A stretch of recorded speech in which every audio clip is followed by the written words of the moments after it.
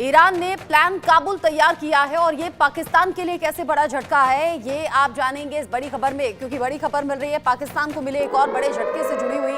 काबुल दौरे पर ईरान के विदेश मंत्री हैं अब्बास अराक्ची तालिबान के कब्जे के बाद पहली बार अफगान के दौरे पर।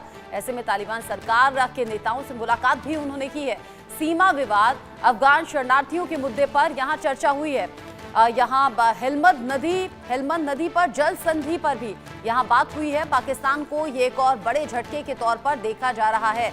ईरान और तालिबान पुरानी दुश्मनी भुलाकर दोस्ती करने के लिए तैयार हैं। इसके लिए ईरान के विदेश मंत्री अब्बास अराक्ची ने 2021 में अफगानिस्तान पर तालिबान के कब्जे के बाद पहली बार काबुल की यात्रा की। इस दौरान तालिबान के वरिष्ठ नेताओं ने ईरानी विदेश मंत्री के साथ सीमा तनाव, उनके देश में अफगान शरणार्थियों के साथ व्यवहार और जल विवाद के मुद्दों पर चर्चा की। इस मुलाकात को पाकिस्तान के लिए झटके के तौर पर देखा जा रहा है। वर्तमान में पाकिस्तान के तालिबान के साथ संबंधों में तनाव है। ऐसे में अफगानिस्तान को ईरान के रूप में पाकिस्तान का विकल्प मिल सकता है, जो पाकिस्तान के लिए एक बड़ा झटका साबित होगा। साथ ही साथ ये जो इम्पोर्टेंट इश्यूज पर बात हुई है, इस पर पाकिस्तान की बड़ी नजर है। ईरान तालिबान में सुलह की जानकारी जिस तरीके से मिल रही है, ये पाकिस्तान के लिहाज से अच्छी खबर कतई है नहीं। देखता रहा पाकिस्तान और ईरान, क्योंकि पाकिस्तान देखता रहा, ईरान तालिबान साथ में आ गए हैं। तालिबान से मजबूत संबंध अब ईरान बनाएगा, जो जानकारी मिल रही है, क्योंकि समझौता होता हुआ नजर आ रहा है। ईरान ने तालिबान को दूतावास खोलने की इजाजत दी। व्यापार के लिए ईरान के चाबहार बंदरगाह के इस्तेमाल की मंजूरी मिल सकती है। अफगानिस्तान के पाकिस्तान के कराची बंदरगाह पर निर्भरता खत्म हो जाएगी। यहाँ पाकिस्तान ईरान के बीच में सीमा पर आतंकवादी समूहों को लेकर तनाव, और वो तनाव अब और बढ़ सकता है। अफगान शरणार्थियों की वापसी के लिए ईरान की सहमति भी यहाँ पर सामने आ रही है।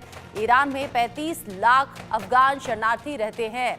हेलमंद नदी जल संधि जल्द ही लागू होने की उम्मीद भी जताई जा रही है। पाकिस्तान बस देखता रह गया। ईरान और तालिबान ने कई इंपॉर्टेंट इश्यूज पर बात भी की है और वहाँ बातों के बाद समझौता भी होता हुआ नजर आ रहा है, बात बनती हुई भी नजर आ रही है। और ऐसे में ये पाकिस्तान के लिए बड़ा झटका साबित हुआ है। तालिबान से ईरान अपने संबंध मजबूत कर रहा है। इन फ्यूचर ये और ज़्यादा मजबूत होंगे। ईरान ने तालिबान को दूतावास खोलने की इजाज़त भी दे दी है, जो कि संबंधों को और ज़्यादा मजबूत बनाएगा। व्यापार के लिए ईरान के चाबहार बंदरगाह के इस्तेमाल की मंजूरी मिल सकती है। अफगानिस्तान की पाकिस्तान के कराची बंदरगाह पर निर्भरता अब इसके बाद से ख़त्म हो जाएगी। और ये कुछ ऐसे इश्यूज़ हैं जो अगर ईरान अफगानिस्तान के बीच में बनते हैं तो ये और ज़्यादा मजबूती रिश्तों में लाएगी। साथ ही साथ जिस तरीके से अफगान शरणार्थियों की वापसी के लिए ईरान ने सहमति दी है, ये कई ऐसे मुद्दे जो अफगानिस्तान और ईरान को करीब ला रहे हैं। ईरान में 35 लाख अफगान शरणार्थी रहते हैं, जिनकी वापसी पर सहमति बनी है। हेलमंद नदी जल संधि के जल्द ही लागू होने की उम्मीद भी यहाँ पर जताई जा रही है। यहाँ पाकिस्तान को एक झटका, जिसके बारे में जानकारी कल हमने आपको दी थी, जब अमेरिका ने मदद के हाथ पीछे खींचने की बात कही, यानी कि जो आर्थिक मदद मिल रही थी अमेरिका की तरफ से, वो अब नहीं मिलेगी। अगले 90 दिन उसके लिए मना कर दिया गया है, रोक लगा दी गई है। और अब ये देखिए कैसे ईरान और तालिबान साथ में आ गए हैं, वो भी इस वक्त पर जब पाकिस्तान और तालिबान के बीच में तल्खी बढ़ी है। पाकिस्तान ने ज़रूर ये कहा तालिबान से कि हम रिश्ते अच्छे चाहते हैं, लेकिन टीटीपी के बढ़ते खतरे को देखते हुए ये संबंध और ज़्यादा ख़राब ही हुए हैं पिछले कुछ दिन में, क्योंकि लगातार पाकिस्तान और तालिबान के बीच में टकराव बना हुआ है। अब ऐसे में तालिबान का ईरान के साथ नज़दीकी होना ये पाकिस्तान के लिहाज से अच्छी खबर है नहीं। पाकिस्तान के लिए ये एक बड़े झटके के तौर पर देखा जा रहा है।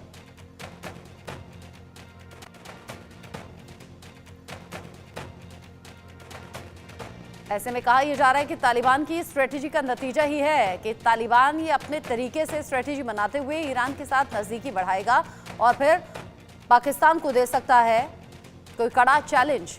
व्यापार के लिए ईरान के चाबहार बंदरगाह के इस्तेमाल की मंजूरी मिल सकती है। अब जिस तरीके से ये मंजूरी मिलेगी, पाकिस्तान के कराची बंदरगाह पर निर्भरता पूरी तरह से खत्म हो जाएगी अफगानिस्तान की, और यहाँ अफगानिस्तान और ईरान के बीच में व्यापारिक संबंध मजबूत हो सकते हैं। पाकिस्तान ईरान के बीच में सीमा पर आतंकवादी समूहों को लेकर तनाव ऑलरेडी है और ये तनाव अब बढ़ता हुआ नजर आता है। इस खबर को लेकर हम बात करेंगे। संजीव श्रीवास्तव जी मेरे साथ में जुड़ गए हैं, विदेश मामलों के जानकार हैं। संजीव जी, कल ही आपसे बात हो रही थी कि अमेरिका ने आर्थिक मदद के लिए हाथ पीछे खींच लिए हैं, पाकिस्तान को ये झटका है।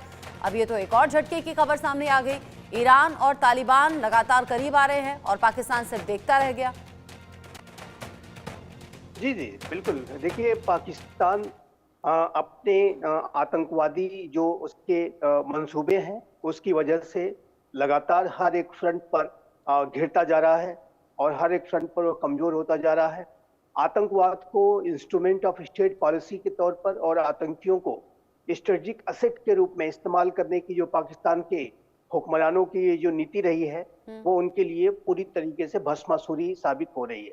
और आतंकी संगठन अब पाकिस्तान के अंदर ही बड़े हमले कर रहे हैं और जो ऐसे रिजीम्स को जिसको कि बनाने में पाकिस्तान ने अपनी पूरी एड़ी चोटी का जोर लगा दिया था और अपनी पूरी जो भी उनका जो पूरा एस्टेब्लिशमेंट था पूरा उसको लगा दिया था।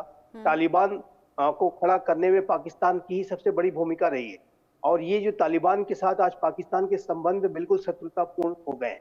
और अभी भारत के साथ तो पाकिस्तान के संबंध खराब थे ही, अफगानिस्तान के साथ भी संबंध खराब हो चुके हैं और ईरान से भी उसकी जो है स्ट्राइक काउंटर स्ट्राइक जो हमने देखा था पिछले वर्ष।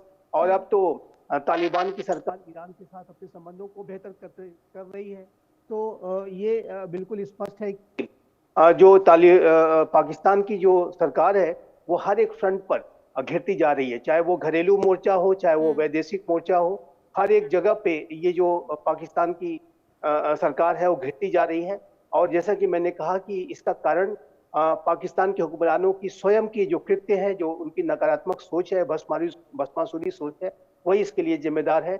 और पाकिस्तान लगातार रसातल में जा रहा है। और ये देखिए, मैं एक बात कहना चाहता हूँ कि पाकिस्तान जब एक ऐसे समय पे कि वो लगातार अब हर फ्रंट पर घिरता जा रहा है, विखंडन का खतरा उसके ऊपर मंडरा रहा है, ऐसे में ये जो पाकिस्तान के हुक्मरान है ये बांग्लादेश में भी एक साजिश रच रहे हैं और भारत को बांग्लादेश की टेरिटरी का इस्तेमाल करते हुए उनके साथ संबंधों वगैरह को बढ़ा करके वहां पर अपने पैर को जो है जमाने की कोशिश कर रहे हैं, जबकि उनके पैर हर जगह से उखड़ रहे हैं। तो ये जो पाकिस्तान के हुक्मरानों की जो अंधदृष्टि है, ब्लाइंड जो है साइटेडनेस है, उसकी वजह से ही ये पाकिस्तान की ये स्थिति होती जा रही है कि पाकिस्तान हर एक मोर्चे पर घिरता जा रहा है, हर एक मोर्चे पर वो विफल साबित हो रहा है। अब ये जिस तरीके से हर मोर्चे पर विफल साबित हो रहा है, पाकिस्तान के लिए तो आने वाले वक्त में सरदर्दी और ज्यादा बढ़ जाएंगी। संजीव जी, देखिए, तालिबान से टकराव हुआ, हालांकि पाकिस्तान ने ये इच्छा जाहिर की थी कि हम तालिबान के साथ रिश्ते बेहतर चाहते हैं, लेकिन ये शर्त रख दी कि वो टीटीपी से दूरी बना ले, क्योंकि टीटीपी को तो हम खत्म करके रहेंगे। वो हुआ नहीं। टीटीपी के लड़ाके आज भी सरदर्द बने हुए हैं। पाकिस्तान तालिबान के बीच में तलखी लगातार बढ़ रही है। लेकिन ऐसे में जब मदद के हाथ एक एक करके पाकिस्तान से खिंच जाए या फिर संबंध बाकी देशों के साथ में मजबूत ना रहे या टूटते हुए नजर आए, तो क्या यहां पाकिस्तान को आत्ममंथन करने की जरूरत नहीं है? देखिए, आत्ममंथन पाकिस्तान के हुक्मरानों को हमेशा करना चाहिए, त्वरित गति से करना चाहिए, क्योंकि वहां पर जो स्थितियां आंतरिक रूप से हैं बेहद दयनीय होती जा रही हैं। लेकिन जो पाकिस्तान के हुक्मरान हैं, और मैं विशेष रूप से वहाँ की जो वास्तविक हुक्मरानों जो कि वहाँ की आर्मी और ISI है, उसके संदर्भ में ये देखता हूँ कि वो अपने हितों को सर्वोपरि रखते हैं।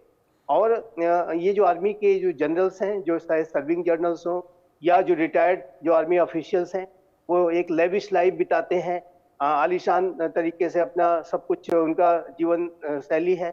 उनके बच्चे विदेशों में पढ़ते हैं और बड़ी संख्या में जो भ्रष्टाचार का पैसा है उनके पास है, बड़े बड़े घरों में रहते हैं, दुबई में, लंदन में, अमेरिका में उनके घर हैं। और जाहिर है कि वो अपने जो ये ऐशो आराम है, ये जो उनकी जो लेविश लाइफ स्टाइल है, उसको उसके ऊपर वो कोई खतरा नहीं देखना चाहते।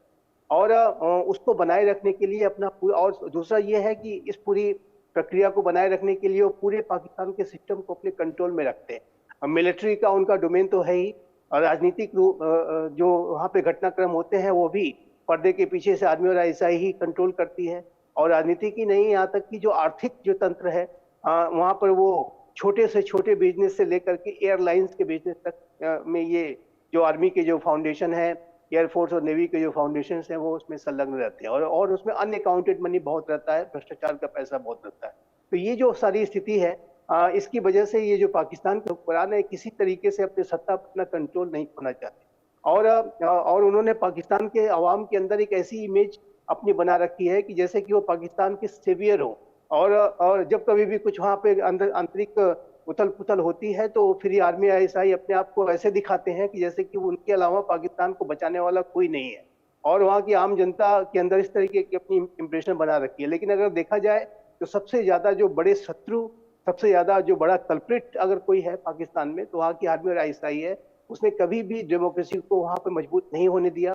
जो सबसे बड़ा जो उस समय का लोकप्रिय नेता है वो जेल में बंद है और पहले भी जो लोकप्रिय नेता थे वो जेलों में बंद रहे या विदेशों में भागना पड़ा या फांसी के फंदे पर लटका दिया आर्मी और आईएसआई ने। तो ये जो सारी जो स्थिति है उसके एकमात्र जिम्मेदार वहाँ के आर्मी और आईएसआई है। वो आत्ममंथन, मुझे नहीं लगता कि वो आत्ममंथन करने के मोड पे जरा भी दिखाई देते हैं। उनकी मंशा अपने हितों को सर्व करने की होती है और आवाम के हितों को सेकेंडरी रखना, राष्ट्र के हितों को सेकेंडरी रखना और अपनी जो ऐशो आराम का जीवन को है बने रखना। तो ऐसे में मुझे नहीं लगता कि वो आत्ममंथन करने की उनके अंदर कोई भी संकेत दिखाई देते हैं, जो कि बेहद दुर्भाग्यपूर्ण है। अच्छा, दो बातें और मैं आपसे समझना चाहूंगी। एक तो ये हेलमंद नदी जल संधि जल्द लागू होने की उम्मीद है, इसका असर क्या होगा अगर ये लागू हो जाती है?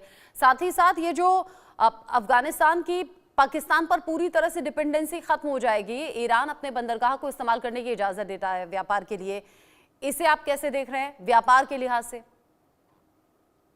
देखिए, ये जो वाटर शेयरिंग अगर एग्रीमेंट इस तरह का हेलमंद नदी को लेकर के होता है तो निसंदेह इससे दोनों ही अफगानिस्तान और जो ईरान के अवाम को, जो आम लोग हैं, उनको बड़ा फायदा होगा और दोनों ही देश वाटर रिसोर्सेज का इस्तेमाल बेहतर तरीके से कर पाएंगे।